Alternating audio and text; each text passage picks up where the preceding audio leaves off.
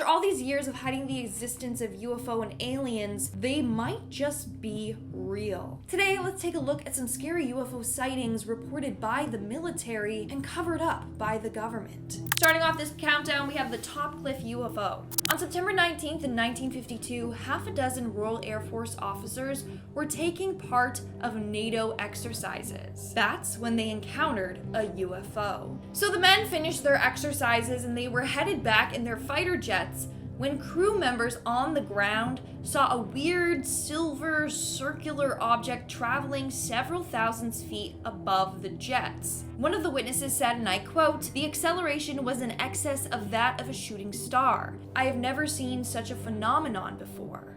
The movements of the object were not identifiable with anything I've seen in the air." At first they thought it was a parachute or something that had fallen off of the jet. That's when it stopped mid-air, began to spin, and then it just zoomed off. This sighting was then leaked to the press and was the front cover of the newspaper for quite some time. In fact, this sighting was so insane that Prime Minister Winston Churchill wanted to know more about this and got an investigation going before, it was hushed up. Coming in at number 9, we have Terrell Caldwell. In 2007, former United States Marine Terrell Caldwell had his first experience with an alien.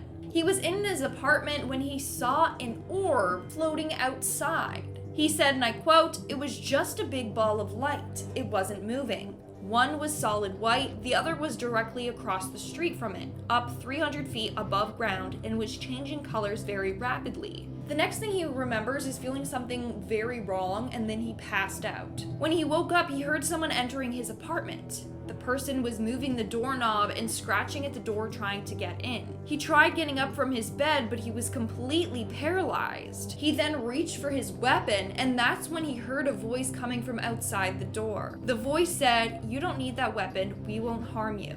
When he finally was able to move, he lost 4 hours of his time. So he believes that he was abducted by aliens. He said that he remembers being in a room with a woman that he said definitely was not human. He said, and I quote, "She had the typical black eyes that you hear about. She had an elongated skull, and that startled me. And the next memory I have is standing on my balcony waving at this cylinder-shaped ship." That is so freaky, and of course nobody believes him. Coming in at number 8, we have the disappearing Air Force jet. Over the years, a number of military officials have disappeared while exploring UFOs. Take this next case, for example. On November 23rd of 1953, the U.S. Air Defense Command noticed a blip on their radar in a restricted airspace over Lake Superior. So the Air Force jet took off to go investigate. Nothing should have been there. The zone was restricted. There were 2 crew members on board. The men never returned home from this mission. So while out investigating the blip, they got right to the spot where it should be on the radar, but they couldn't see it. The radar was telling it that it was right there, but they couldn't see anything. Then ground control said that they saw a blip veer off and vanish, as did the men inside of the jet. The United States Air Force, US Coast Guard, and Canadian Air Forces all conducted an extensive search and rescue to try and find the men, but sadly, they were unsuccessful. They didn't even find signs of wreckage. So to this day, no one knows what happened, and they don't know where the 2 men or their jet are. Moving on at number 7, we have the alien abduction. So back in 1956, an American Air Force Sergeant, Jonathan P. Lovett, and Major William Cunningham were out searching the desert for debris from a recent missile launch in New Mexico. That's when Lovett let out a loud scream. Cunningham rushed over to him, and he claims that he saw Lovett being pulled up by a UFO that was hovering above him.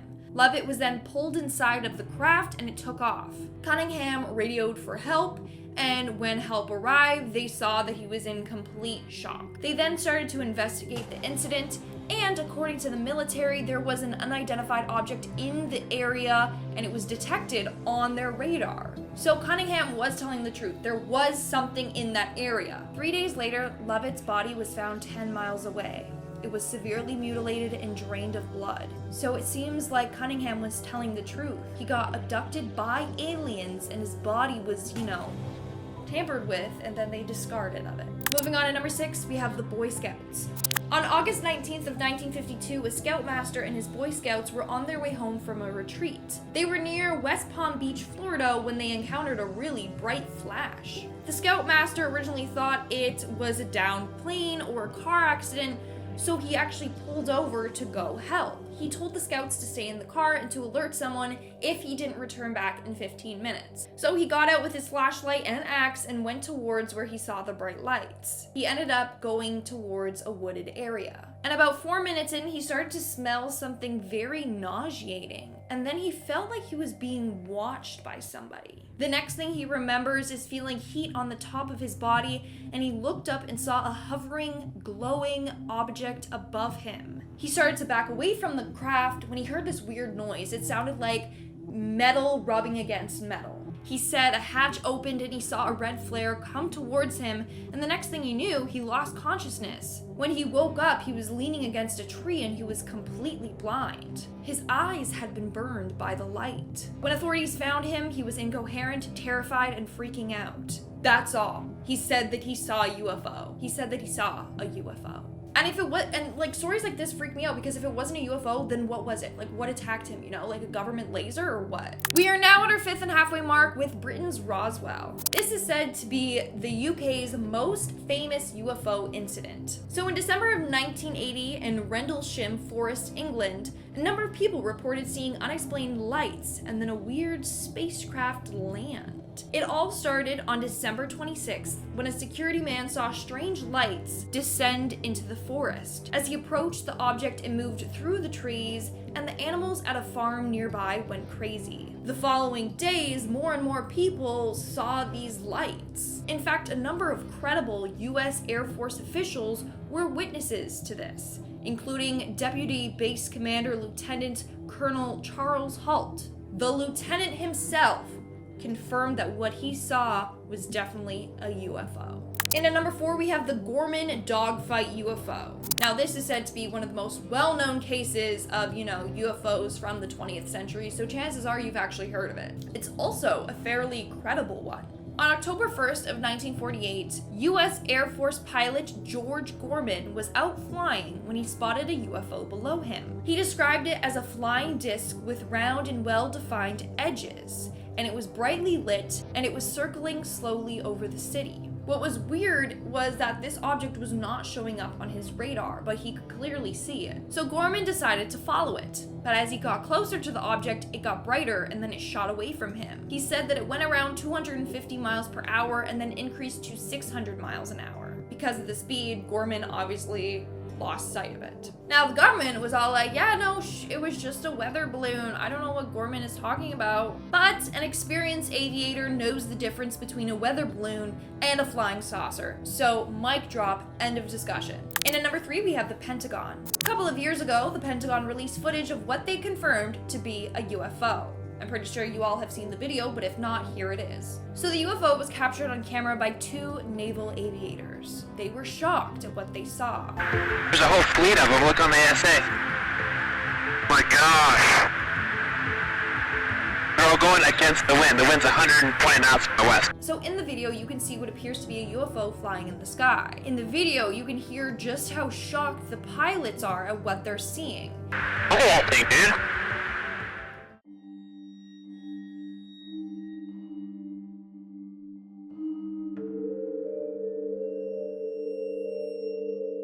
In fact, one of the pilots that witnessed this told CNN that the disc moved in ways that he couldn't explain. Apparently 1 second it was there and then it disappeared and then it was back again. He said, and I quote, "As I got close to it, it rapidly accelerated to the south and then disappeared in less than 2 seconds.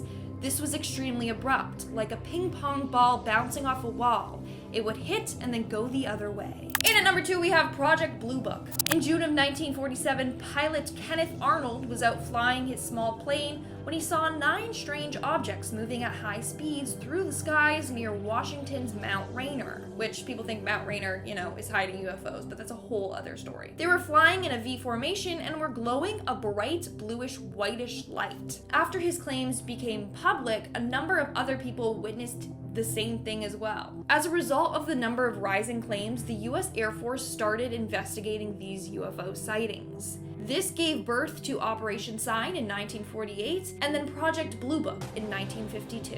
In fact, this project is considered the longest running of the US government's official inquiries into UFO sightings. In the end, 90% of the cases were identified, so they were either a plane or a weather balloon, but 10%, 700 cases were unsolved and were thought to be real UFOs. And in our number one spot today, we have the Tehran UFO. In the early hours of September 19th of 1976, a shiny object was reported hovering in the sky above Tehran by at least 4 different people. As a result, 2 Imperial Iranian Air Force F-4 Phantom II jets set off to explore this mystery object. However, when they started to near the object, their aircraft began to fail. Then they were going to open fire, but their weapon system was just randomly down. Not only that, but the officers described the light as, and I quote, flashing with intense red, green, orange, and blue lights so bright that I was not able to see its body. What's weird is that as soon as their jets moved away from the craft, their systems began working like normal again. He then watched the craft, and I quote, slow down and land gently on the ground, radiating a high, bright light. The next day, they explored the area where the craft landed, and a number of residents said that they heard a loud noise and a bright flash of light. Alright folks, that's all for today's video. You can let me know in the comments below, do you believe in aliens? Have you ever encountered a UFO? I want to know your story in the comments below, so leave it. And while you're down there, smash that like button, obviously subscribe to my channel. I've been your host, Lindsay Ivan. Stick around for some bloopers if there is any, and I'll show you when I show you. Bye. Today, let's take a look at some scary UFO sightings. Half a dozen Royal Air Force officers were taking place... What? No. We're taking part of a NATO... Crew members on the ground saw a weird silverly... Nice. I'm so sorry. I can't speak today. The acceleration was in Coming in at number 9, we have Terrell Caldwell. Copland? I said this wrong in another video. Copeland. In June of 1947, pilot... After his claims became public, a number of other people witnesses the